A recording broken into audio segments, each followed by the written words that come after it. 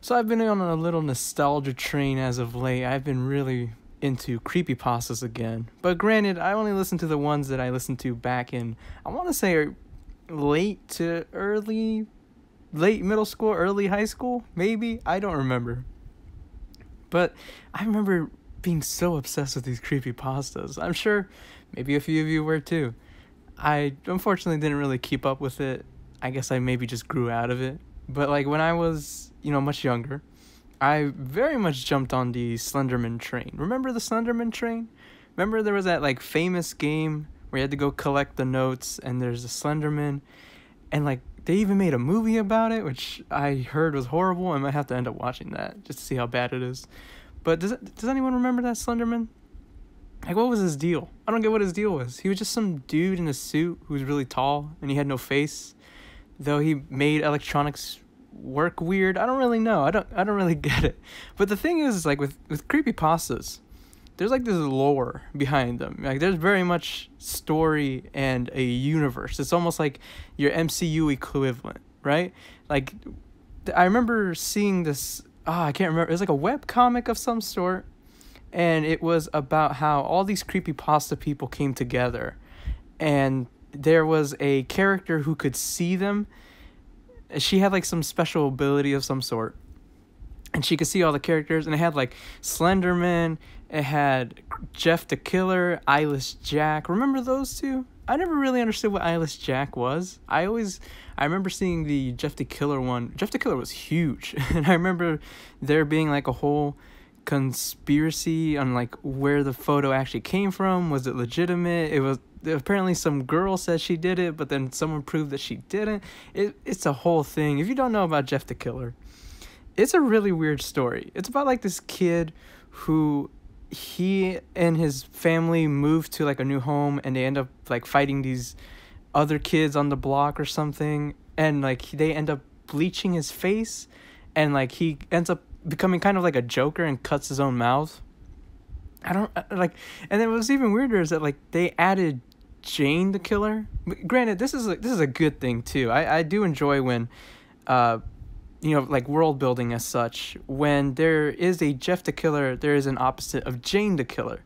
And supposedly, if I think I remember correctly, Jane the Killer, her origin was that like Jeff ended up killing her family, so now she goes killing Jeff, I believe. It was something like that. I don't know. I think it was a big, as far as creepypastas, it was a big milestone in me loving horror, loving creepy stuff, I guess you could say. Granted, I've always loved horror. I've always loved horror movies or horror pieces that like genuinely get a scare out of you, and I think creepypastas really did do that. I'm not exactly scared by any creepypastas, but I'm pretty sure when I was younger, I might have been a little unstartled by one or two.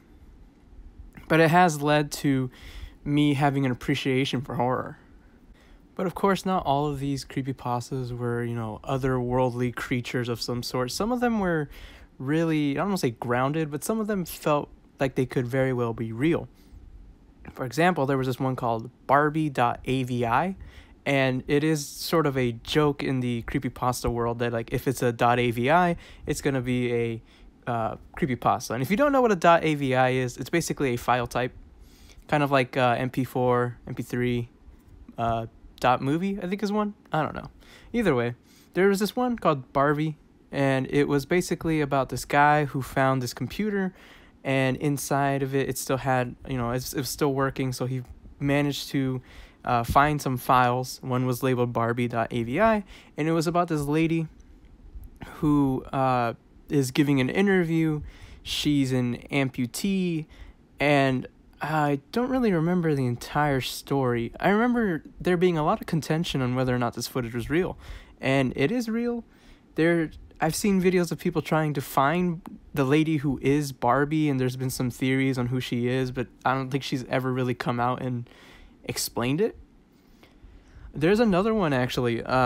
You've probably seen this one. It's similar to Smile Dog, which is a one where there's this dog with this really like human-like smile, I guess you could say. It's kind of creepy, But the one that's similar to that is, and I get this name wrong every time, so forgive me, but Marina Mordegard Gleskorv, I think is the name. It's the one where the guy is just like sitting there and he's all in red and he's staring at the camera. And I don't really remember the story behind this one. I think it was just like it was creepy and people made it. I think it was something like you would go into the nightmare realm or something. I don't really know. Another one that was really famous was the Russian sleep experiment.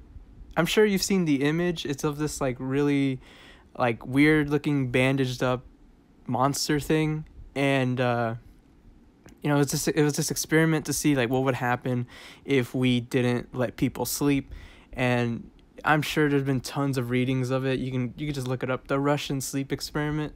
Give that one a watch or a listen. Another one that actually, this one is actually, I think, supposed to be based off a real thing. Like, this is an actual incident that happened.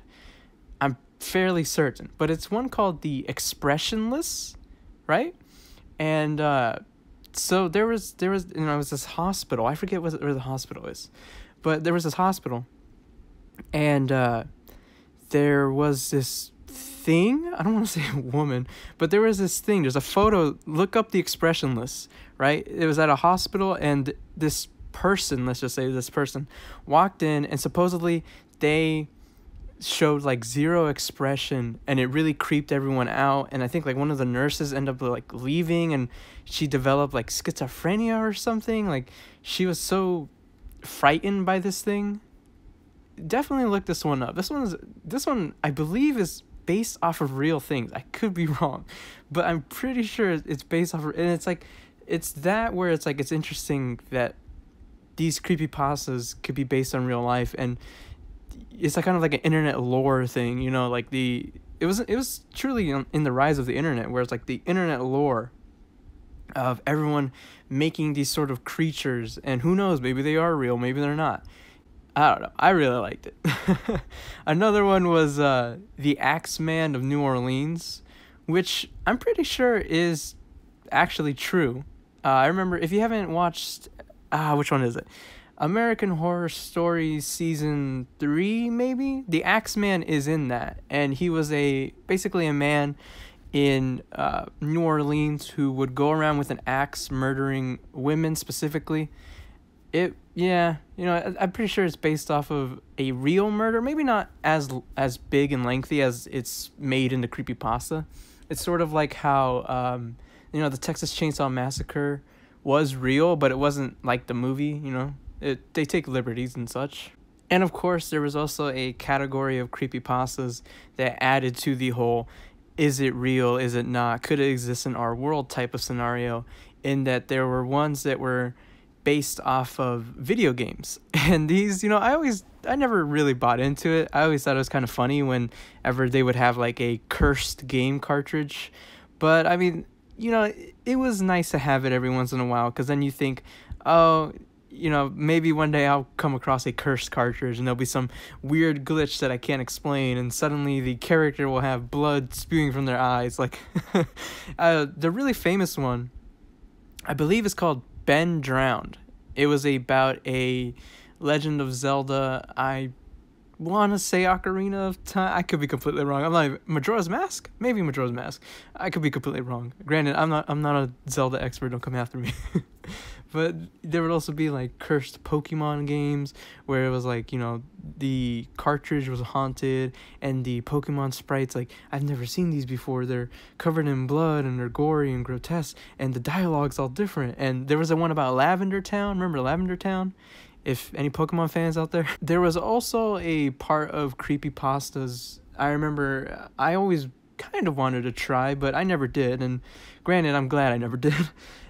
There was this series of creepypastas that would, how should I say this, rejuvenate, I guess, these supposed like haunted games. There's one where you host a party for a bunch of spirits. There's one where you create a doll and you have to survive the night or like kill it or something, and if you do, you get like a wish or something. I can't really remember, but I remember being intrigued by these and like going on boards, online boards, like all over the place, trying to see if anyone actually had done them. I remember there was a bunch of videos of people supposedly doing the doll one. I remember Bloody Mary, the Candyman, there's all sorts of this stuff, and it integrated itself into creepypasta so well because people would write stories of them experiencing the game that already existed. Bloody Mary existed before creepypastas, but did you have someone's account of what happened? The supposed stories that would come out of doing this said challenge. And it was always interesting to see different like spirits and lore, I guess you could say, from different cultures being influenced into creepypastas. I remember the slit mouth woman, which I believe is Japanese, I could be wrong, but it was basically this woman who had a like giant gaping mouth because she cut it or something. I think maybe a surgeon messed it up or something. And you would have to say, she would ask you like, am I beautiful? And you would have to say yes or no, or give a ambiguous answer so that way you confuse her long enough to run away. It was stuff like that that I actually really enjoyed. And it was, the cultural reach of creepypastas, like people of all cultures could appreciate them because they're new stories and creatures that could grow into a community. And it did. There's definitely a community out there. I'm sure it's still going. Granted, I never kept up. So you're probably wondering, Rambling Brother, what the hell's the point of this video? What are you doing? What is going on? Well, hold on, calm down, relax. Alright, look, I just wanted to talk about creepypastas. Honestly, I love them. I ain't gonna lie. I grew up reading scary stories to tell in the dark, and when it became an audio form, I love it. I love anything horror. Child's Play, probably my favorite movie in the world because it scared me. It is genuinely still a fear of mine. Having rewatched it, I still get scared. I ain't gonna lie. I love Child's Play. I love scary stories. I love dark and grimy and creepy things, unnerving things to keep you up at night. When you see that shadow in the corner of your room? When you're suffering from sleep paralysis and you see the hag? Yeah, that happened to me. But yeah, I just really like creepypastas. And I hope they keep going. Because hopefully someone else who loves horror will come across them, be inspired by them, make a movie out of them. I want a movie made out of these. Short films, something. So just keep writing, keep listening, keep doing creepypastas. As always, thanks for listening. Have a great day. Check the links in the description and subscribe for future rambles.